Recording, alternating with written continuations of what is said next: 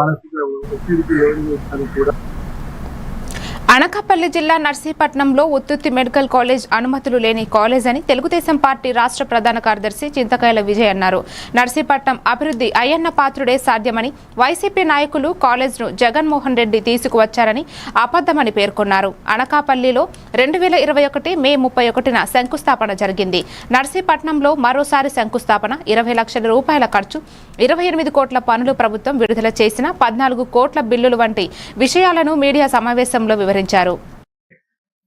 జనాలకు కూడా నేను క్లియర్ గా చెప్పదలుచుకునేది, కన్ఫ్యూజన్ జరుగుతుంది. ఈ కన్ఫ్యూజన్ ఏంటంటే, ఫస్ట్ నేను అడుగుతున్న క్వశ్చన్ ఏంటంటే,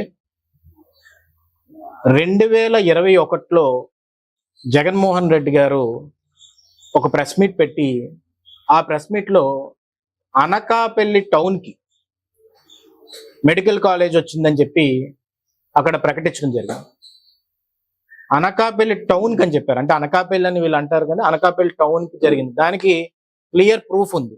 ఆ ప్రూఫ్ ఏంటంటే, ఆ రోజు జగన్మోహన్ రెడ్డి గారు ప్రెస్ మీట్ పెట్టిన వెంటనే ఇనాగ్రేషన్ అమర్ గారు, తర్వాత అవంతి శ్రీనివాస్ గారు, తర్వాత మొత్తం సిటీ శ్రీనివాసరావు, జ్యోతి వెలి శ్రీనివాసరావు,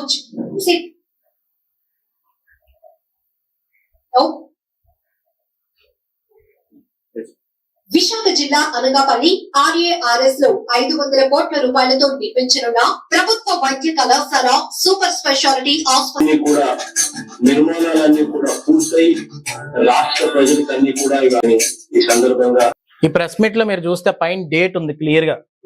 వెనక్కెళ్ళు, అది వెనక్కెళ్ళా పెట్టు. డిసెంబర్ నాటికి 2023 డిసెంబర్. ఈ పైన మీరు చూస్తే నర్సీపట్నం మనం యాడ్ చేసాం. కానీ మీరు ఇక్కడ నేను క్లియర్ గా చెప్తుంది ఏంటంటే, నర్సీపట్నం ప్రజానికానికి